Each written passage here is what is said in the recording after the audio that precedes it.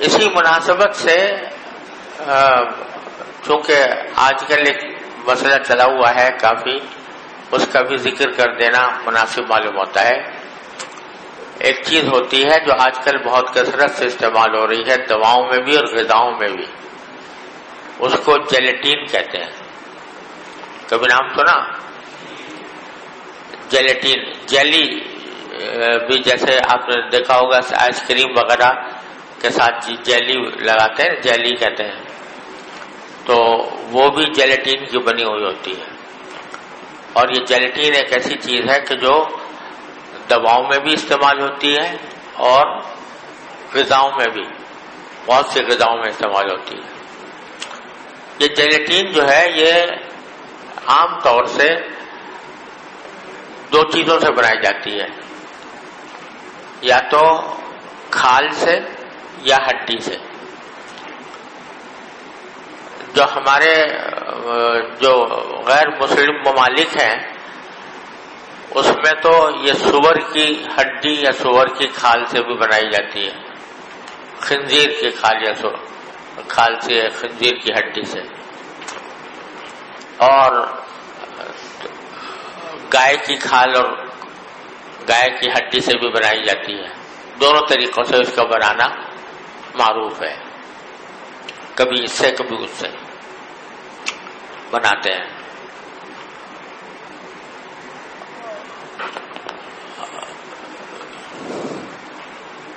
اور چونکہ اس کا استعمال اس کثرت سے ہوتا ہے، یعنی دواؤں کے جو باہر جو دواؤں کے اندر جو کیپسول ہوتا ہے نا، کیپسول جن میں دوائیں ہوتی ہیں وہ ساری جیلیٹین سے بنے ہوتے ہیں کیپسول سارے کے سارے۔ اور غذاؤں کے اندر بھی آئس کریم کے اندر بکثرت جیلیٹین استعمال ہوتی ہے، چاکلیٹوں میں ہوتی ہے، ٹافیوں میں ہوتی ہے، اس میں بھی جیلیٹین کا استعمال کیا جاتا ہے۔ اس لیے اس کا حکم معلوم ہونا بھی ضروری ہے کہ بھئی کس طرح ہو۔ تو جیسا میں نے ابھی عرض کیا کہ بعض اوقات تو یہ خنزیر سے بنتی ہے۔ اگر خنزیر سے بنتی ہو تو خنزیر کے بارے میں تو آپ جانتے ہیں کہ وہ نجس العین ہے، لہذا اس کا کوئی بھی جز حلال نہیں ہے، اس کی ہڈی ہو یا کھال ہو یا گوشت ہو یا کچھ ہو، کچھ بھی حلال نہیں ہے نا۔ تو اس کا حکم یہ ہے کہ اس کے خنزیر کا کوئی بھی جز اس وقت تک حلال نہیں سمجھا جا سکتا جب تک کہ اس میں انقلاب ماہیت نہ ہو گئی۔ انقلاب ماہیت سمجھتے ہو؟ یعنی وہ اس کی ماہیت ہی تبدیل ہو گئی ہو۔ کوئی چیز جو نجس العین ہے یا محرم ہے، حرام ہے، اگر وہ اس کے اندر کوئی ایسا عمل کیا جائے جس سے کہ اس کی ماہیت ہی تبدیل ہو جائے تو وہ پھر اس کے اوپر طہارت، اس کے اوپر نجاست یا حرمت کا حکم باقی نہیں رہتا، وہ پھر دوسری چیز بن جاتی ہے، لہذا طاہر ہو جاتی ہے۔ جیسے شراب ہے، اگر اس کی ماہیت تبدیل کر کے اس کو سرکہ بنا لیا جائے تو ماہیت تبدیل ہو گئی نا، تو کیا ہو گیا؟ حلال ہو گیا۔ اسی طرح کوئی نجاست ہے، وہ اگر پڑے کسی جگہ پڑے مٹی بن گئی تو اس کا حکم مٹی جیسا ہو گیا۔ تو انقلاب ماہیت جو ہے وہ ایک ایسی چیز ہے جو کہ نجس چیزوں کو کیا بنا دیتی ہے؟ طاہر بنا دیتی ہے۔ تو اگر یہ ثابت ہو جائے کہ خنزیر کی ہڈی یا کھال سے جب جیلیٹین بنائی گئی تو اس عمل کے دوران اس کی ماہیت ہی تبدیل ہو گئی، تب تو یہ کہا جائے گا کہ باوجود خنزیر کے ہونے کے اس کی ماہیت بدل گئی ہے، لہذا یہ پاک ہے اور حلال ہے۔ سمجھے؟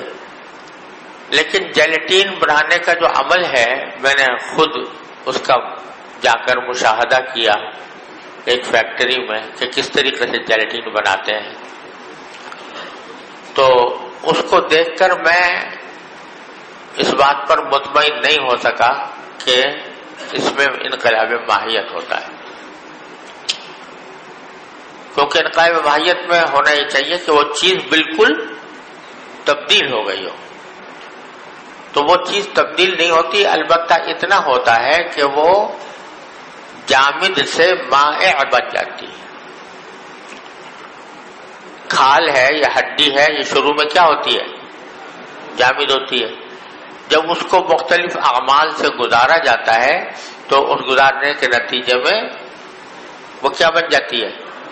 مائع بن جاتی ہے۔ تو جامد کا مائع بن جانا یہ انقلاب ماہیت نہیں ہے، اس لیے مجھے اس پر تو اطمینان ہے نہیں کہ وہ انقلاب ماہیت ہو جاتا ہے اس میں، سمجھے نا؟ لہذا جب انقلاب ماہیت نہیں ہوتا تو خنزیر کی حقیقت برقرار ہے، جب برقرار ہے تو اس کی بنی ہوئی جیلیٹین جو ہے وہ کھانا جائز نہیں ہوگا، سوائے اس صورت کے جبکہ تدابیر بالمحرم جائز ہو جاتی ہے، جس کی تفصیل کل میں نے بتائی تھی پرسوں۔ یعنی کوئی حاضر طبیب یہ کہے کہ اس کے سوا کوئی اور علاج نہیں ہے، اس صورت میں تو گنجائش ہو جائے گی، باقی اور صورتوں میں گنجائش نہیں ہوگی۔ سور سے بنی ہوئی جیلیٹین کا تو یہ حکم ہے، سمجھ گئے؟ جو گائے سے بنتی ہے اس کے اندر بھی اشکال یہ ہے کہ گائے جو ہوتی ہے وہ غیر مذبوح ہوتی ہے، یعنی ہمارے ہاں پاکستان میں اگر بن رہی ہے وہ تو مذبوح سمجھی جائے گی، اور پاکستان کی بنی ہوئی جیلیٹین اگر گائے سے بنائی جا رہی ہے، یہاں پر گائے سے بنتی ہے، تو جو پاکستان میں بنی ہوئی ہے اس میں تو کوئی اشکال نہیں ہے، سمجھے نا؟ لیکن جو باہر سے آتی ہیں یعنی غیر ملکوں سے، غیر مسلم ملکوں سے جو جیلیٹین کی اشیاء درآمد ہوتی ہیں، یا جو لوگ کہ وہاں غیر ملکوں میں رہتے ہیں ان کو ہر وقت سابقہ پیش آتا ہے جیلیٹین سے بنی ہوئی اشیاء سے، تو سور والی کا تو حکم میں نے بتا دیا۔ گائے سے اگر بنی ہے تو اس میں بھی میں نے عرض کیا کہ انقلاب ماہیت تو ہوتا نہیں، لیکن جب غیر مذبوح جانور ہے تو وہ کیا کس حکم میں ہے؟ میتا کے حکم میں ہے نا۔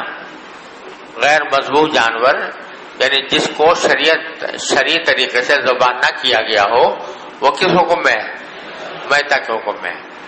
اور میتا کے بارے میں نے ابھی اصول بیان کیا آپ کو کہ اس کے جن اجزاء میں حیات حلول کرتی ہے وہ تو حلال حرام اور نجس ہوتے ہیں، اور جن اشیاء میں کہ حیات حلول نہیں کرتی وہ ناپاک نہیں ہوتے، پاک رہتے ہیں، سمجھ گئے؟ لہذا ہڈی اگر ہڈی سے بنی ہے جیلیٹین تو ہڈی کا حکم کیا ہے کہ وہ پاک ہے، لہذا اگر ہڈی سے جیلیٹین بنی ہوئی ہے تو وہ پاک ہوگی، پاک تو ہے، ٹھیک ہے۔ اسی طرح اگر گائے کی کھال سے بنی ہے تو کھال تو اگرچہ ان اجزاء میں سے ہے جن میں حیات حلول کرتی ہے، لہذا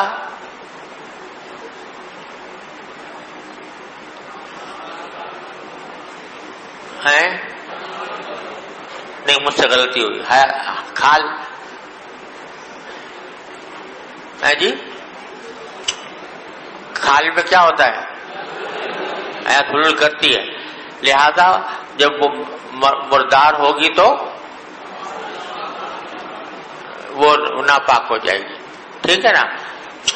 حیات حلول کرتی ہے لہذا وہ ناپاک ہو جائے گی، ٹھیک ہے، ناپاک تو ہے۔ لیکن میں نے جو عمل دیکھا ہے کھالوں کو جیلیٹین بنانے کے، کھالوں سے جیلیٹین بنانے کا جو عمل، جس عمل سے وہ گزرتے ہیں، اس عمل کے نتیجے میں انقلاب ماہیت تو میں نے عرض کیا نہیں ہوتا، لیکن دباغت ہو جاتی ہے۔ کیا ہو جاتا ہے؟ دباغت ہو جاتی ہے۔ دباغت ایسے عمل کو کہتے ہیں جس سے کہ کھال کی رطوبتیں وغیرہ زائل ہو کر وہ ایسی بن جائے کہ اس میں سڑنے کی صلاحیت نہ رہے، سمجھے نا؟ اور میتا کی کھال اگر اس کو دباغت دے دی جائے تو وہ کیا ہوتا ہے؟ پاک ہو جاتی ہے، لہذا وہ بھی پاک ہو جاتی ہے۔ ہڈی تو شروع سے پاک تھی، اور کھال جو ہے وہ دباغت دینے کے نتیجے میں پاک ہو جاتی ہے، تو کھال بھی پاک اور ہڈی بھی پاک۔ لہذا اگر گائے سے جیلیٹین بنائی جا رہی ہے، چاہے گائے غیر مذبوح ہو، شرعی طریقے سے ذبح نہ کی گئی ہو، تب بھی گائے کی کھال بھی پاک اور ہڈی بھی پاک۔ ہڈی اصلاً پاک تھی اور گائے دباغت دینے کے بعد پاک ہو گئی، ٹھیک ہے؟ پاک تو ہو گئی، لیکن کیا اس کا کھانا جائز ہے؟ اس کے بارے میں حنفیہ کے یہاں دو روایتیں ہیں۔ پاک ہونے کے باوجود کھانا جائز ہے یا نہیں؟ مفتہ بھی قول، راجح قول یہ ہے کہ پاک تو ہیں لیکن کھانا جائز نہیں، سمجھے نا؟ اور ایک مرجوح قول یہ ہے کہ کھانا بھی جائز ہے، اور امام شافعی رحمۃ اللہ علیہ کا قول بھی وہی ہے۔ امام شافعی کہتے ہیں کہ پاک بھی ہے اور کھانا بھی جائز ہے، یعنی مردار کا گوشت حرام ہے، لیکن کھال جبکہ دباغت دے دی گئی تو اس سے وہ پاک ہو گئی، تو اس کو کھانا بھی جائز ہو گیا۔ اور ہڈی وہ پہلے ہی سے پاک تھی یا تو اس کا کھانا بھی جائز ہو گیا۔ امام شافعی کا قول یہ ہے۔ حنفیہ کے یہاں دونوں قول ہیں، ایک جواز کا اور ایک عدم جواز کا۔ دونوں میں سے جو مشہور اور راجح قول ہے وہ عدم جواز کا ہے، لیکن ایک قول جواز کا بھی ہے، سمجھ گئے ہیں؟ تو اس قول کے مطابق اگر گائے سے بنی ہوئی جیلیٹین ہے اس کا کھانا جائز ہوگا، لیکن چونکہ وہ مرجوح قول ہے اس واسطے اس کے اوپر عمل عام حالات میں نہیں کرنا چاہیے۔ محض شوقیہ جو چیزیں کھائی جاتی ہیں نا، جیسے آئس کریم ہے، چاکلیٹ ہے وغیرہ وغیرہ، اس میں تو پرہیز کرنا چاہیے۔ باہر کی اگر بنی ہوئی ہے، باہر کی اگر بنی ہوئی ہے اس میں تو پرہیز کرنا چاہیے، لیکن دواؤں میں گنجائش ہے، کیونکہ دواؤں کے اندر اگر کوئی اس قول مرجوح پر حاجت اور عموم بلوہ کی وجہ سے عمل کر لے تو امید ہے کہ انشاءاللہ معذور ہوگا، سمجھ گئے؟ لیکن جو شوقیہ کھانے کی چیزیں ہیں ان میں احتیاط ہی کرنی چاہیے۔ البتہ یہ ساری تفصیل جو میں بتا رہا ہوں یہ ان ملکوں کی ہے جہاں پر کے جانور شرعی طور پر ذبح نہیں ہوتے، لیکن مسلمان ملکوں میں اگر کہیں بن رہی ہے جیلیٹین تو اس کے بارے میں مفروضہ یہی ہوگا کہ وہ حلال ذبیحہ کے ذریعے ہو رہی ہے، لہذا ان کا کھانا بھی جائز ہوگا، چاہے وہ شوقیہ کھانا ہو، آئس کریم اور چاکلیٹوں کا ہو، چاہے دواؤں کا ہو۔ سمجھ شریف میں بات آ گئی؟